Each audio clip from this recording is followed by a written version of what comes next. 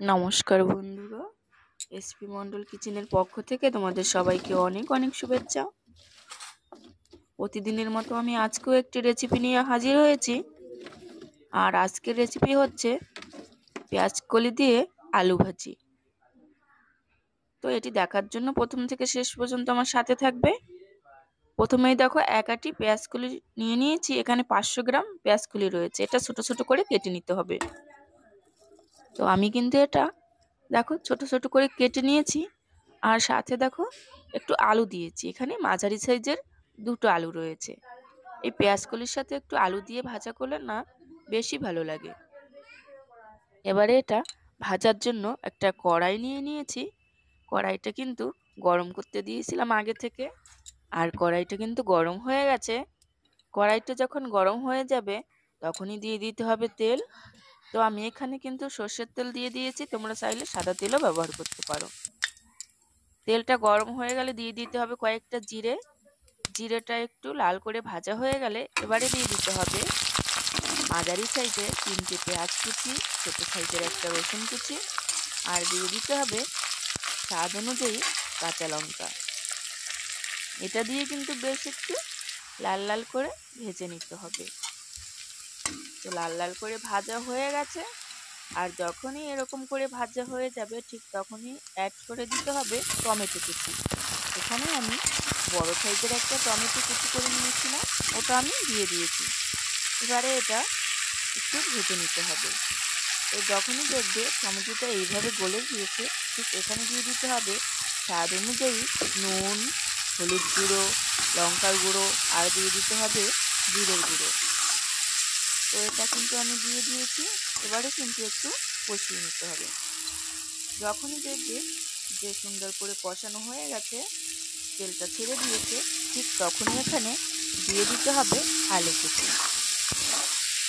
আলু কুচিটা কিন্তু আমি এখানে দিয়ে দিয়েছি।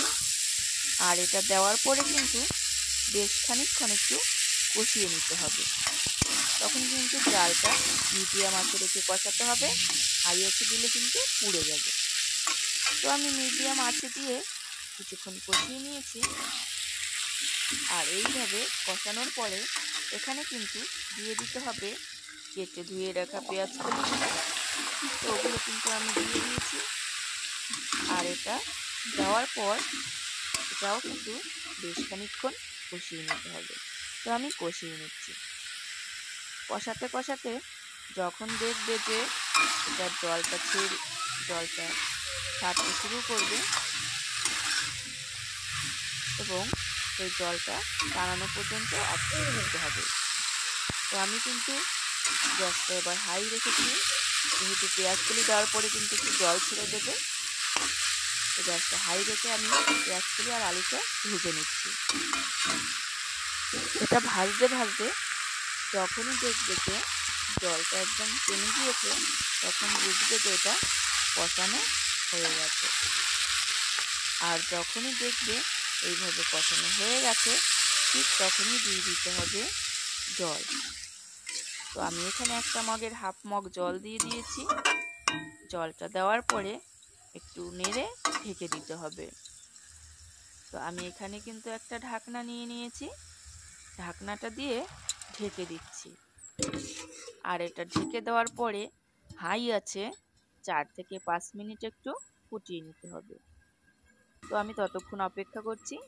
4 থেকে 5 মিনিট হয়ে গেছে। এবারে ঢাকনাটা তুলে নিচ্ছি। ঢাকনাটা তোলা হয়ে গেছে। এবারে কিন্তু অপর পিঠটা উল্টে এটাও কিন্তু কিছুক্ষণ একটু সিদ্ধ করে নিতে হবে। সিদ্ধ করে নিচ্ছি। মানে এক্সট্রা দেখো অনেকটা জল রয়েছে, এটা কিন্তু টানিয়ে নিতে হবে। তো জলটা কিন্তু অনেকটাই টেনে গিয়েছে। আর এরকম টেনে আসলে দিয়ে দিতে হবে ধনেপাতা কুচি। এখানে আমি একটা মাঝারি বাটির হাফ বাটি ধনেপাতা কুচি নিয়ে নিয়েছি, ওটাও কিন্তু দিয়ে দিচ্ছি।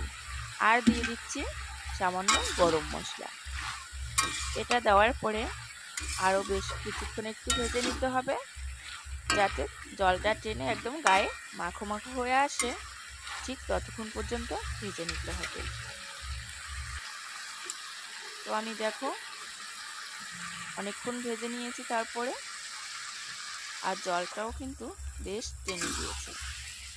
এখানে যখন এই পর্যায়ে চলে আসবে তখন কিন্তু নামিয়ে নিতে হবে। আর এখন দেখো কিন্তু আলুটা আর পেঁয়াজকলিটা কিন্তু খুব সুন্দর গলে গিয়েছে। এবারে কিন্তু নামিয়ে নিতে হবে। তো আমি একটা থালায় নামিয়ে নিচ্ছি। আর দেখো কালারটা কিন্তু এখনো বেশ সুন্দর রয়েছে। পেঁয়াজকলির কালারটাও কিন্তু এখনো সবুজ রয়েছে, কালারটা কিন্তু চেঞ্জ হয়নি। এটি ভাত, রুটি কিংবা পরোটার সাথে খেতে কিন্তু দারুণ লাগবে। রেসিপিটি কেমন হয়েছে কমেন্টে জানাবে। ভালো লাগলে সাবস্ক্রাইব করে আমার পাশে থাকবে। তো সবাই ভালো থেকো।